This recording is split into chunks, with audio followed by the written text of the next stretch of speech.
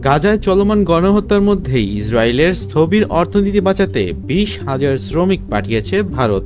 গত সপ্তাহে সংসদে আইন প্রণেতার প্রশ্নের জবাবে ভারতের পররাষ্ট্র মন্ত্রণালয়ের প্রতিমন্ত্রী কীর্তি বর্ধন সিং জানিয়েছেন 2023 সালের নভেম্বর থেকে 2025 সালের জুলাই পর্যন্ত অন্তত 20,000 শ্রমিক ইসরায়েলে গেছেন।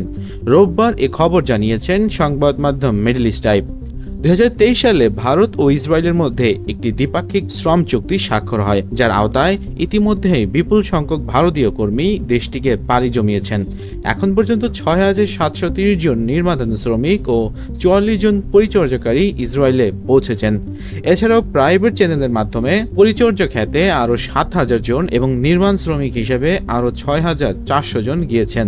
এর আগেও বেশ কয়েক বছর ধরে হাজার হাজার ভারতীয় পরিচর্যাকারী, হীরা ব্যবসায়ী এবং আইটি পেশাজীবী হিসেবে ইসরায়েলে গেছেন। এটি প্রমাণ করে গাজায় চলমান যুদ্ধ এবং আন্তর্জাতিক অঙ্গনে ক্রমবর্ধমান বিচ্ছিন্ন মুখোমুখি হওয়া সত্ত্বেও ইসরায়েলের অর্থনীতিতে সচল রাখতে গুরুত্বপূর্ণ ভূমিকা পালন করেছে নয়াদিল্লি। দীর্ঘদিনের যুদ্ধে বিপর্যস্ত হয়ে পড়েছে ইসরায়েলের অর্থনীতি।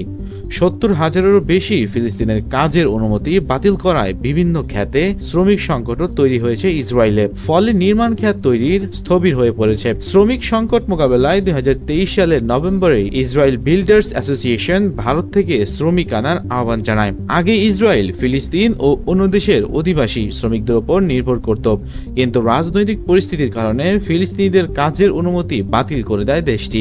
তবে ভারত জানিয়েছে ইসরায়েলের শ্রমিকদের হতাহতের ঘটনাও ঘটেছে। সরকারের তথ্য অনুযায়ী 2024 সালের মার্চে ইসরায়েল লেবানন সংঘাতে 31 শ্রমিক নিহত হয়েছেন। এছাড়া গাজা যুদ্ধের সময়কালে আরও 3 শ্রমিক আহত হয়েছেন। মামুন মণ্ডল, খবর বাংলাদেশ, ঢাকা।